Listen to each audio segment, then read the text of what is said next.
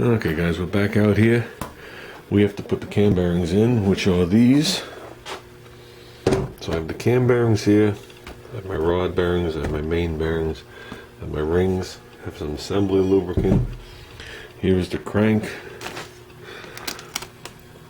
AMC 360 cut 10 and 10 for me, which we have to clean. And we have the cam bearing install tool. Here are the old bearings from the engine to show you the condition of this engine. There's dirt and skank all over them. So it was a good engine to begin with. I was asked how many miles are on it. I don't have a clue in the world. My friend bought this for the engine and tranny. The transfer case was exploded. It sat for a little while. Then he just had too much stuff laying around. So I offered to buy it. And I wound up shooting up to Connecticut to pull it. And I took the motor, tranny, everything. You know, compressors, power steering pump, everything and anything for $150. And then he turned around and he scrapped the vehicle. And that made it square for what he had, bought it for. And I've had it here for 10, 11 years. And now we're gonna make it into something. But like I said, only parts of it are from that Grand Wagoneer, the block, and crank and some pistons. We're using the 70 291C heads on this to boost up the compression a little bit. And like I said, we're still working on the cam. With that, enough gabbing, let's get going. Okay, we all know the different sizes. So let's make sure they're in the correct order in the box. Okay, to make this quick, I measured all of these and they were in the correct order. I started with the smallest one and every one opened up by vernier calibers a little bit more, and this is obviously the front one. So we're good to go. That's the rear one. We're going to select the correct piece. I'm not going to waste my time on the baloney stuff. I went in from the back of the block. I found the hole from the side, and if you look, there's a yellow dot.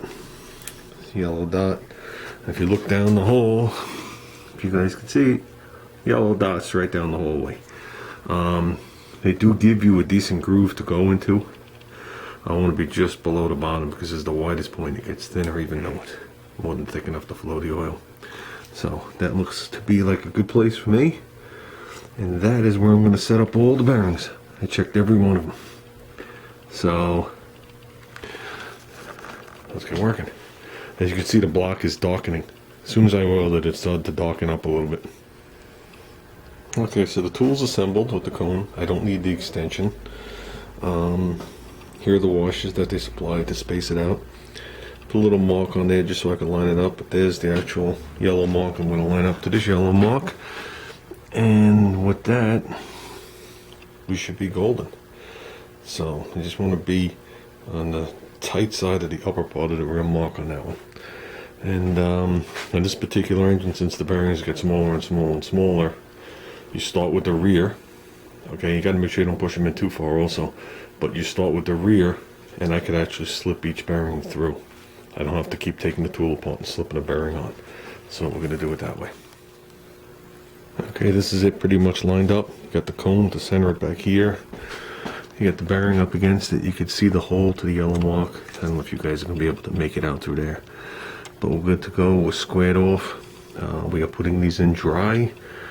And we're good to go. You're better off not overbeating them. You really can't beat them back the other way. So your best shot is to just be cautious as you go in. Okay, that bearing is in. I went by obviously the other side. I saw where the original bearing ended. That's as far as I pressed it. Okay, this is the way I was shown a long time ago when I was a kid. Take a cotter pin, put a nice end on it. I mean, that's a 9/16 bolt, so look how far I have it. Just so you can go in there, just like this. Well, I know I go in the hole, but go around the whole entire hole. And if it doesn't make it to that collar or that collar, it's either in too far or not in far enough, but I go all the way in. Okay. So that just tells me that this hole is totally open, or I broke a hole in the side of the block. Either or, that just tells me that bearing will be fine. I know it's in the right spot, and I know I lined up the oil galley hole. Okay, guys? I didn't show you tapping it in. Why bother? I think you guys can understand the tapping in. You saw me tap them out. So now let's just line up the rest of them and go. Now, some engine manufacturers don't give you a big long slot like AMC does. So you got to be dead on. Dead on. And not all of them are to the side. Some are in the bottom, some are in the top. It depends on their oiling process, on how they do it. So, with that, let's move on. I figured I will show you all the steps, even if they're not in order, it doesn't matter. Okay, this is the tool we have to install it. This particular one is loose, but I don't have one that's any closer to it, which doesn't matter, because underneath here, this is a wedge. See the taper it's cut on, so as I tighten up this Allen key bolt, this gets wider. This is split into 4 pieces and it grabs the actual bearing. Now you don't want to spread it so much that you expand the bearing, but you don't want it loose enough that when you go to tap it, especially for the first time, that it goes sideways.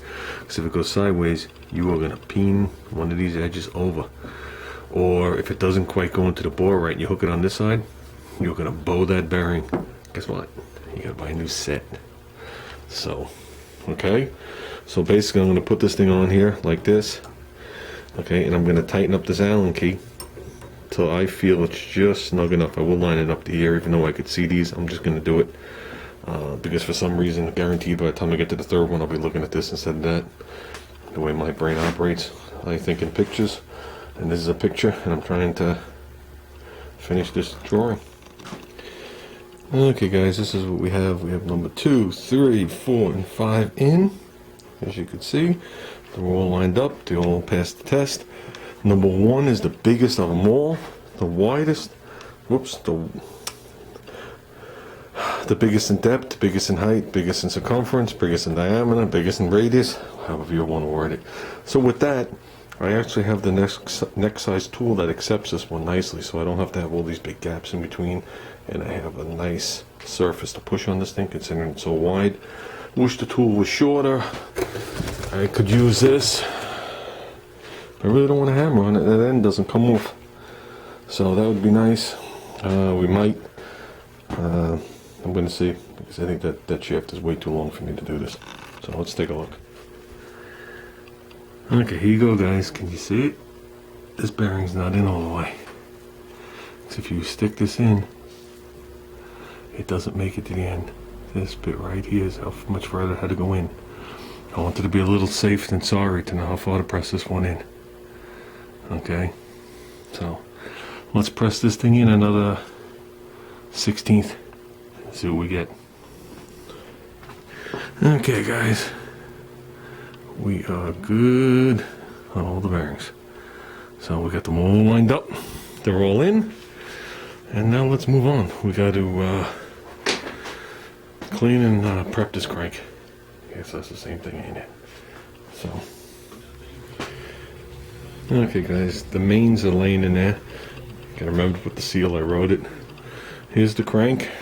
The crank has to be cleaned. It's coated after they do the work to it. So, with that sounds like a perfect time to take a break because I don't have any brake clean. It's not what I'm going to clean it with. I'm going to start with soap and water and my brushes. Or my Purple Power and my brushes.